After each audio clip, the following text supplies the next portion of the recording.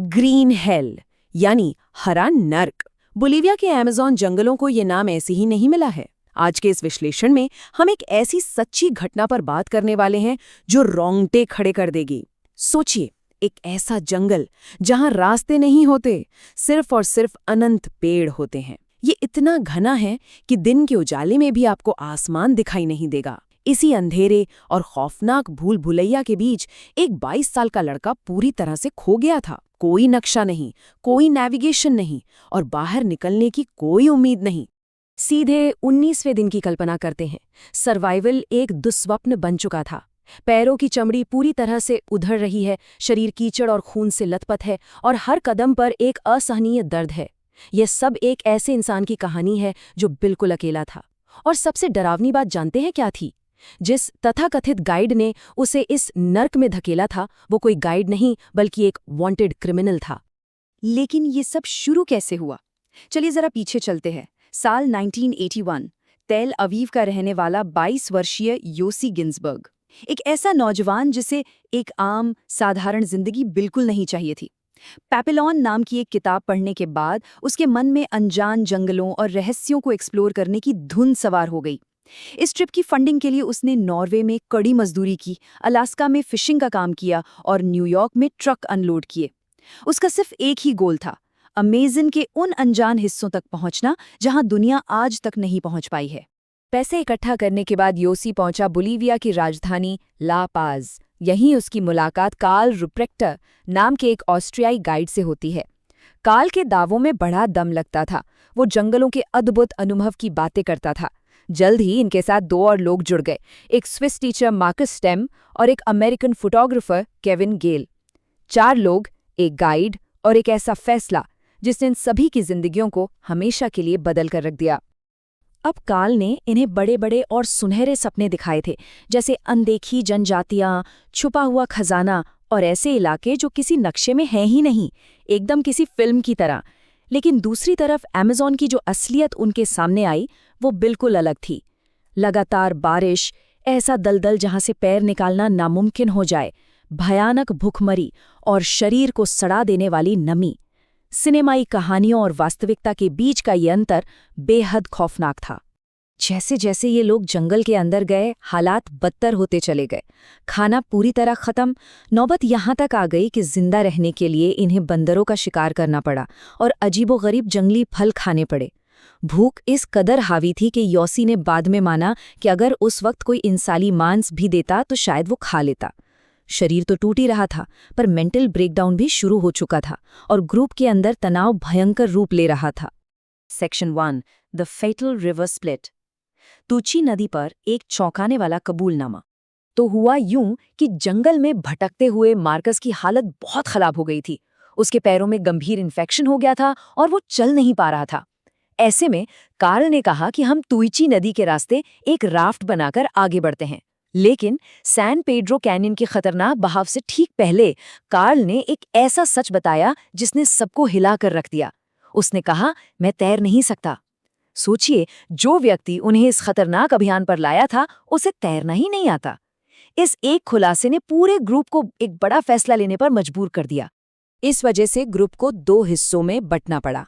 तय ये हुआ कि मार्कस, जो चल नहीं पा रहा था, और कार्ल, जो तैर नहीं सकता था, वो पैदल ही जंगल का रास्ता लेंगे और योसी और केविन उस राफ्ट पर बैठकर नदी के खतरनाक बहाव का सामना करेंगे। उन्हें जरा भी अंदाजा नहीं था कि ये बंटवारा उनकी किस्मत पर आखिरी मुहर लगाने वाला था। राफ्ट पानी में उतरी, लेकिन सैन पेड्रो कैनियन का भयानक गर्जन उनका इंतजार कर रहा था।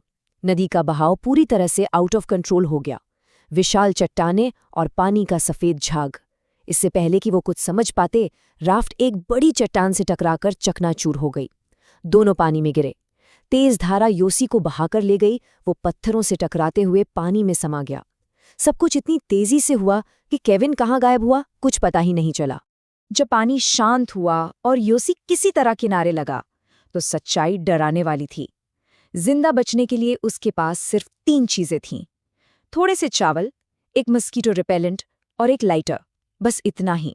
दुनिया के सबसे खतरनाक शिकारियों के बीच वो बिल्कुल अकेला और निहत्था था। Section 2, 21 days of terror. ये सिर्फ एक भटकाव नहीं बल्कि साइकोलॉजिकल और फिजिकल पतन था। दिन का अमेज़न फिर भी बर्दाश्त हो जाए, लेकिन रात तो एक जीता जागता खौफ थी। हर तरफ पत्तों की आवाजें और अंधेरे में चमकती आंखें। इन 21 दिनों में 3 भयानक पड़ाव आए।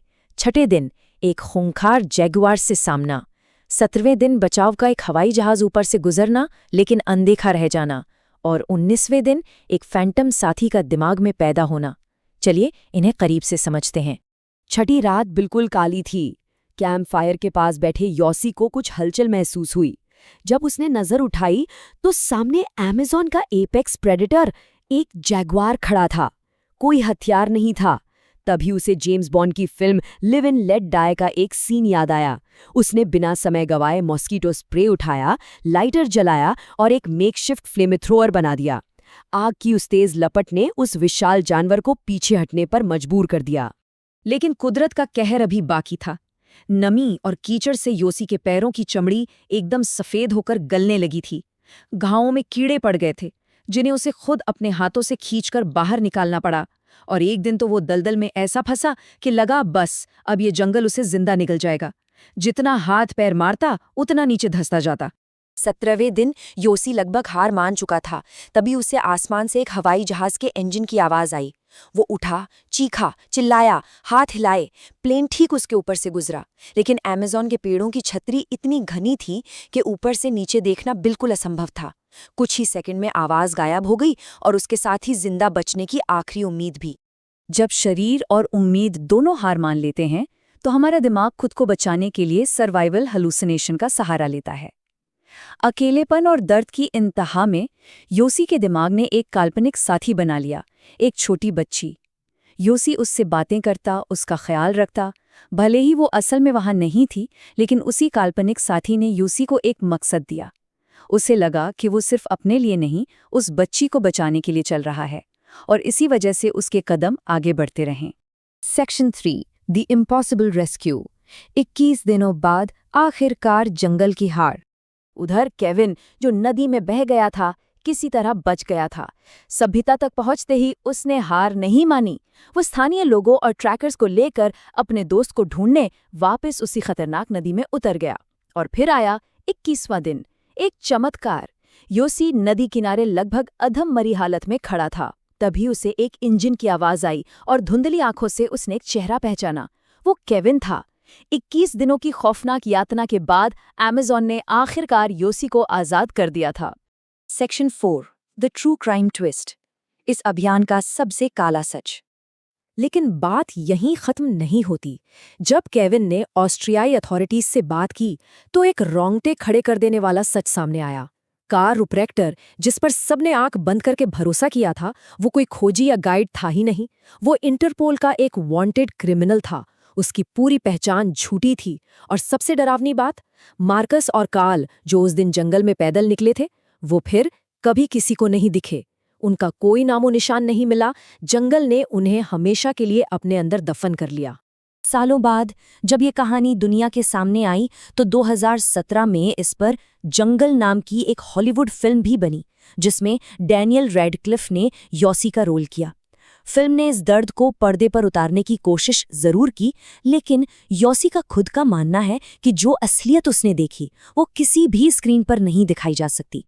योसी के शब्द बिल्कुल सटीक हैं। असली अमेज़न किसी भी फिल्म से कहीं ज्यादा डरावना है। हम अक्सर इस भ्रम में रहते हैं कि इंसान प्रकृति को कंट्रोल कर सकता है, लेकिन ये कहानी हमें याद दिलाती है कि जब हम उस अनियंत्रित प्राकृतिक शक्ति के सामने होते हैं तो प्रकृति का ही नियम चलता है। आज भी बोलिविया के अमेज़न का एक बहुत बड़ा हिस्सा अनएक्सप्लोर्ड है। उसके घनी चांदोबे के नीचे अभी भी न जाने कितने ही राज दबे हैं। मार्कस और कार्ल के अंतिम पल कैसे बीते होंगे, ये कोई नहीं जानता। वो विशाल जंगल आज भी उनकी खामोश कब्र बना हुआ है। अमेज़न ने योसी को तो वापस लौटा दिया, लेकिन अपने कई राज हमेशा के लिए दफन कर लिए। ये पूरी कहानी हमें ये सोचने पर मजबूर करती है कि उस घने जंगल के भीतर, जहां हमारा कोई कंट्रोल नहीं है, ऐसे और कौन-कौन से गहरे रहस्य छिपे हो सकते हैं। प्रकृति की इस अपार ताकत के सामने हम आज भी बहुत छोटे हैं। आज के इस विश्लेषण में हमारे साथ जुड़ने के लिए शुक्रिया। अगली बार हम किसी और रहस्य की गहराइयों में गोता लगाएंगे।